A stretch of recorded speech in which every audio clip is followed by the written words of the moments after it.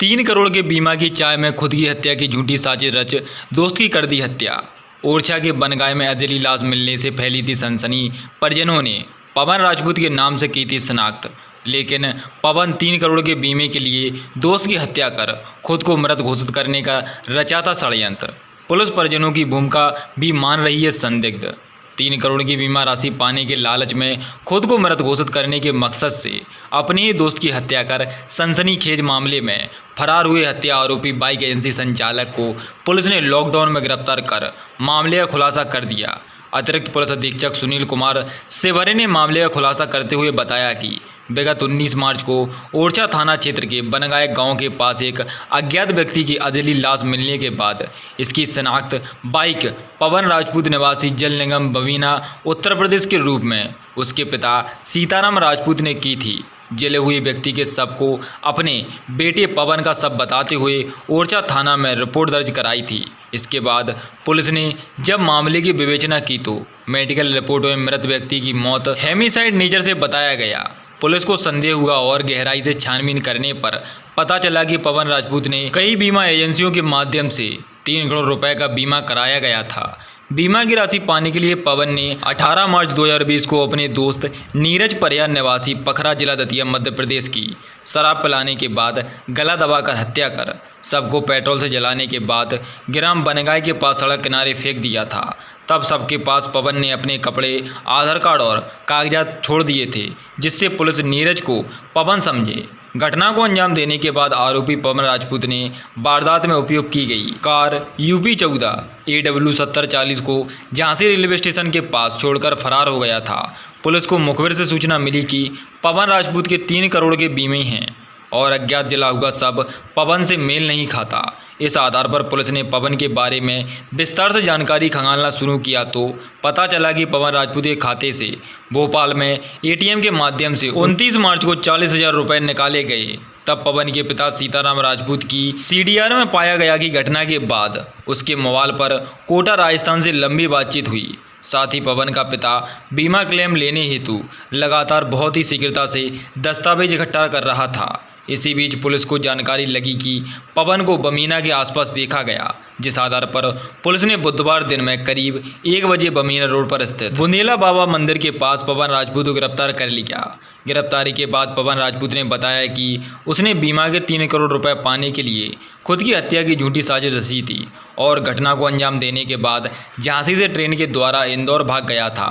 इसके बाद वहां से कोटा राजस्थान जाकर एक गेस्ट हाउस में रहा। बीमा के कागजात के सिलसिले में लॉकडाउन के दौरान बस के माध्यम से बमीना अपने घर आया था और इसी दौरान पुलिस ने उसे गिरफ्तार कर लिया। निमाड़ी क्षेत्र से SRB पर रफत जाफरी की रिपोर्ट। जी सर, क्या है पूरा मामला? किस तरीके से मृत व्यक्ति ने अपनी खुद की मृत्यु का षड्यंत्र रचा?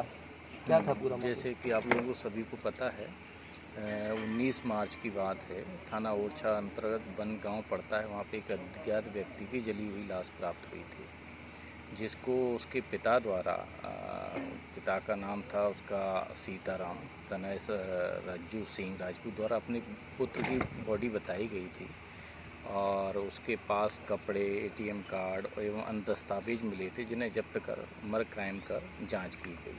जब PM रिपोर्ट प्राप्त हुई तो उसमें डॉक्टर ने उसको हत्या बताया, होमिसाइडल डेथ बताया, जिस पर कि अपराध 302 का 67/2020 क्राइम कर विवेचना में ली गई। ड्यूरिंग इन्वेस्टिगेशन ऐसा मुखबिर द्वारा सूचना दी गई कि जिस व्यक्ति की ये बॉडी बताई जा रही है वो व्यक्ति कहीं देखा गया है, कि बोले ऐसी ऐसी जगह उसको देखा जा रहा है। जब और साथ ही ये भी बताया जा रहा था कि कुछ लोगों के वो संपर्क में है। जब उन लोगों की हमने CDR आदि निकाली, इस बीच उसकी झांसी के स्टेशन से हमने कार भी बरामद कर ली थी, जो उस मृतक, जो अब पहले बताया जा रहा था कि पवन राजपूत मृतक है, उसकी गाड़ी ऐसी है। फिर जब हम नंबर्स की CDR ली गई, कोटा आदि में उन लोगों की बात हो रही थी, घर परिवार के लोगों की किस किस से बात हो रही थी, फिर वो सारी चीज़ें देखी गई। जब वहाँ पहुँचे तो ये बताया गया कि हाँ व्यक्ति ऐसा ऐसा था, लेकिन तू वहाँ से निकल गया।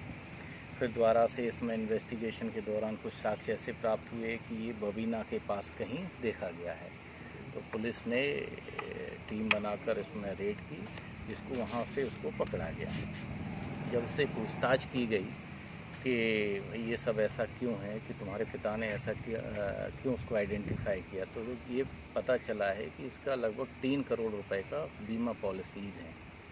उन बीमा पॉलिसीज़ को प्राप्त करने के लिए इसने खुद की मृत्यु का षड्यंत्र रखा। जब ये षड्यंत्र रचा इसने, तो पूछताछ की गई कि भाई किसको मारा, क्या मारा, तो ये उसी का दोस्त है जिसका नाम नीरज परिहार है। और ये जिला दतिया का रहने वाला है। वो इसका दोस्त था। उसको उस दिन उसने अपने साथ लिया, दिन भर उसके साथ रहा, शाम को दारू पिलाई उसको अत्यधिक नशे में करने के पश्चात एक विशेष टेक्निक्स होती है जो ये जानता है गले को दबाने की, और उसका गला दबा के मार दिया। और उसके पश्चात एक पेट्रोल पंप से उसने बोतल में पेट्रोल लिया और बनगांव के पास ले जाके उसके कपड़े उतार के उसको जला दिया तथा मृतक के कपड़े दूर जाके उसने फेंक दिए तथा अपने कपड़े प्लस अपनी इसकी पहचान सिद्ध हो सके इसलिए वहाँ पे कुछ दस्तावेज छोड़ दिए थे, जिन्हें जब बॉडी मिली थी उस समय जब्त किया गया।